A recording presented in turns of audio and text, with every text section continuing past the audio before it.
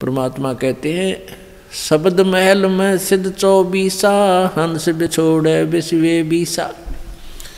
इस पिछले जन्म की कमाई थे और वर्तमान की हठ योग क्रियाएं और विशेष मंत्र के एक विशेष जाप से सिद्धियां आ जाती हैं।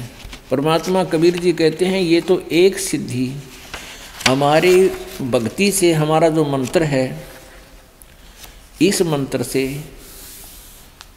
भगत के अंदर 24 सिद्धियां आ जाएंगी, लेकिन इन सिद्धियों को यूज नहीं करना, नहीं तो कर्म बिगड़ जाएंगे, भक्ति बिगड़ जाएगी। क्या बताते हैं?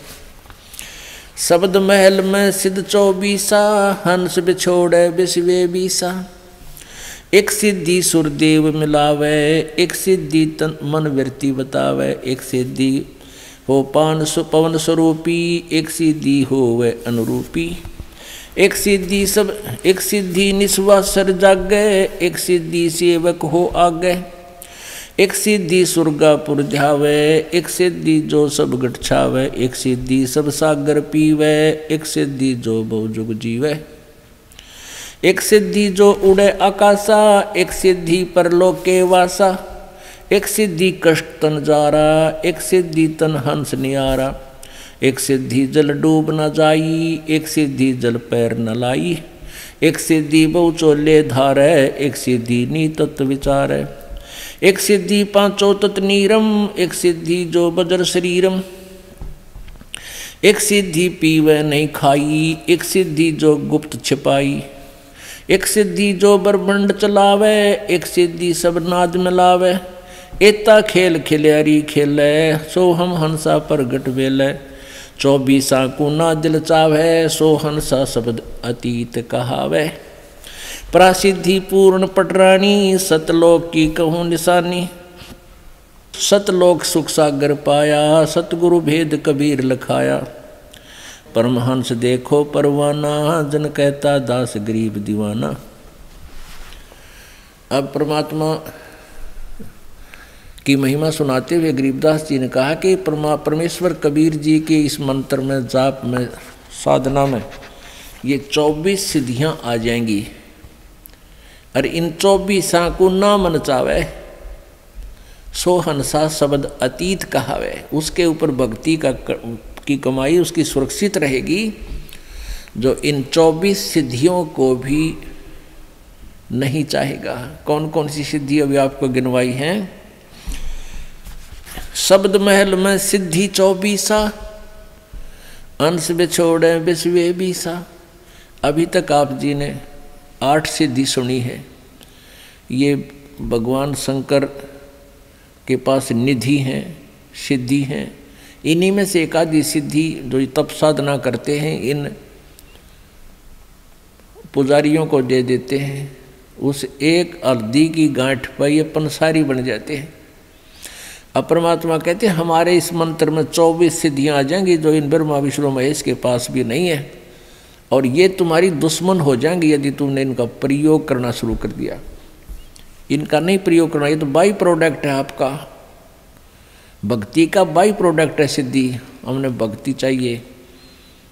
और जैसे ये समझ लो गेहूँ बनाते हैं ना, उसमें बुरड़ी हो जाती है, वो यूजलेस होती है। उनमें एक आधा दाना भी होता है, थोड़े बहुत गेहूँ भी होते हैं, पर वो यूजलेस। ये सिद्धि साधना तो बुरड़ी समझ लो।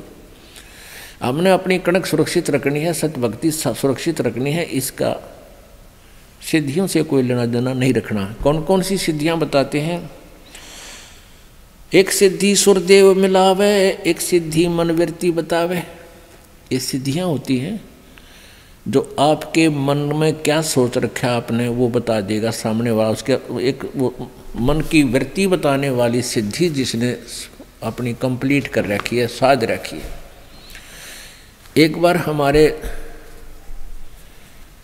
ताऊ के लड़के की भैंस चोरी होगी, तो किसी ने बताया कि वहाँ इधर गुड़गांव साइड में एक मुसलमान है, और वो जाति बता दी है चोर का नाम। तो उसने वो वहाँ गए 5-7 हमारे घर वाले। उसने कहा कि तुमने जिस पे शक है उसका नाम लिख लो और उसके साथ साथ और 10 नाम और पर्चियां बना लो। एक तो उसकी हो जिसके ऊपर तुमने शक है, और बाकियों की 10 के 9 के नाम और लिख दो। 10 पर्ची यहाँ डाल दो, मैं अपने आप उठा के दे दूंगा, वो चोर होगा।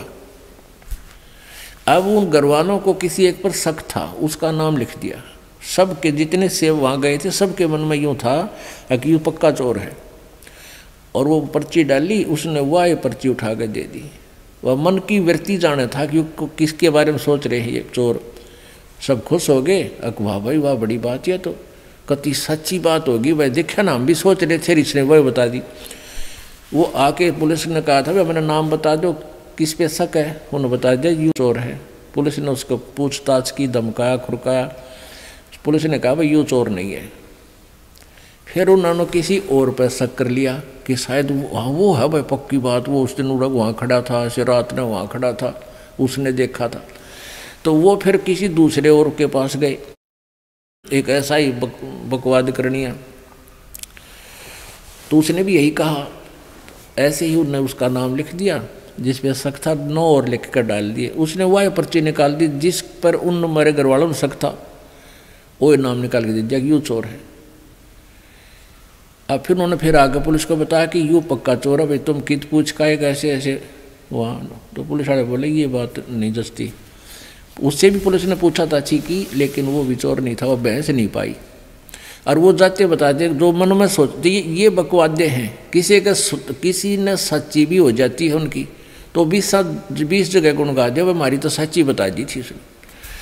तो पुण्यात्माओं, ये ड्रामाबाजी हमने नहीं करनी चाहिए। तो क्या बताते हैं,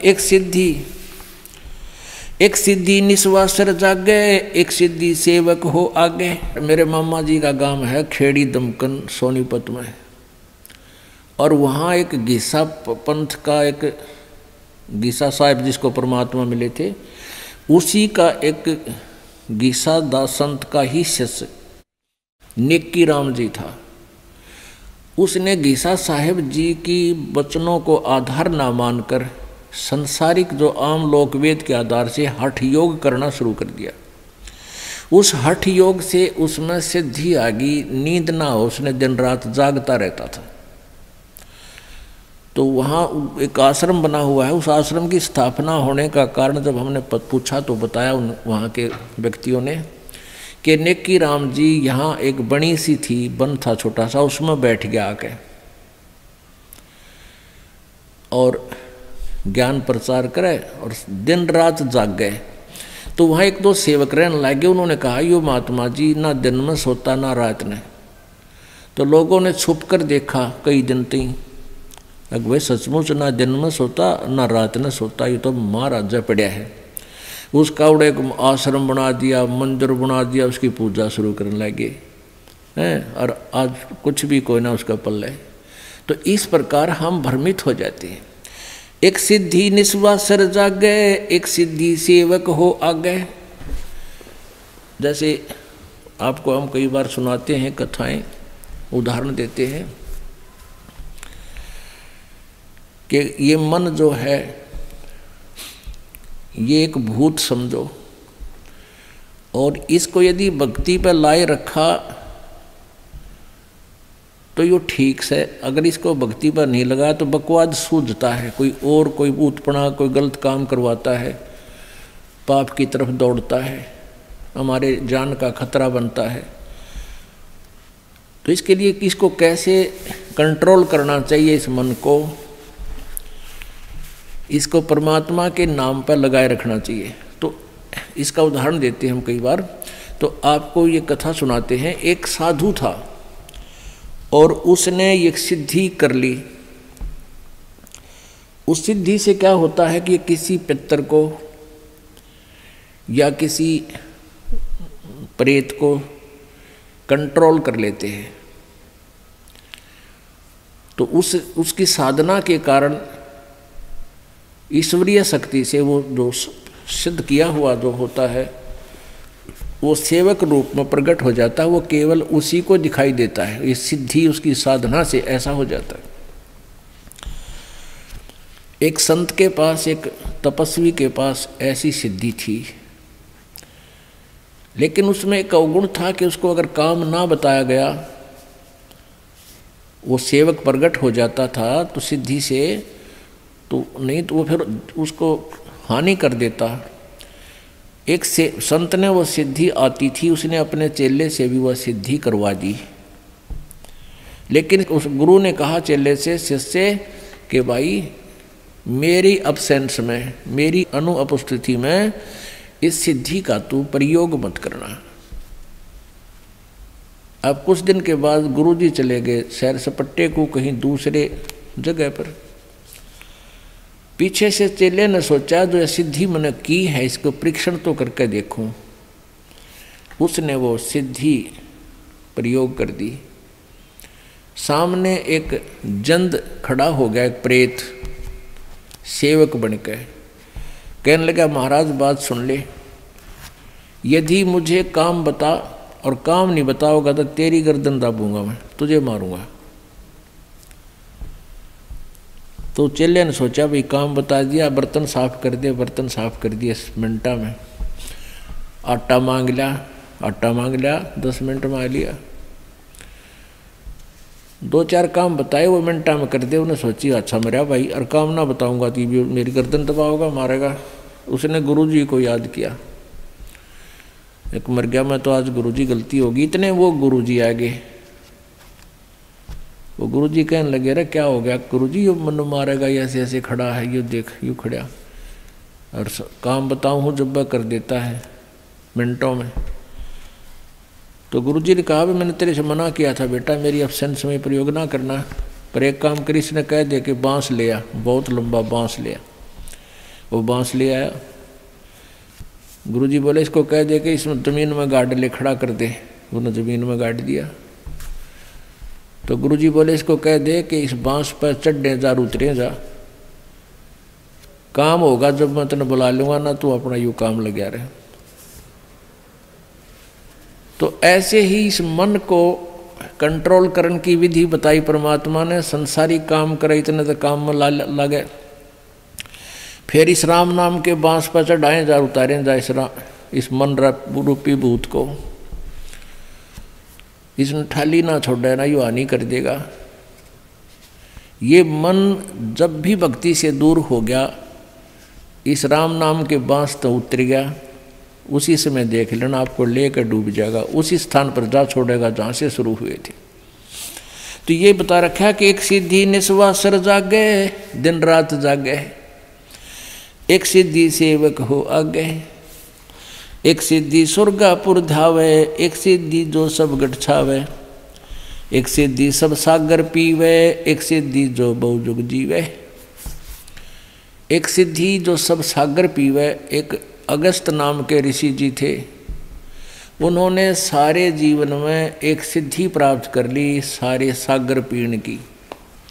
एक ऐसी शक्ति है, ईश्वरीय पावर है, ऐसी शक्ति है जो उसको सिद्धि कर लेता है। तो इसने कोई बात होगी थी, कहा सुनी, तो अगस्त ऋषि ने एक ही घूंट में अपना 7 सागरों को पी लिया था।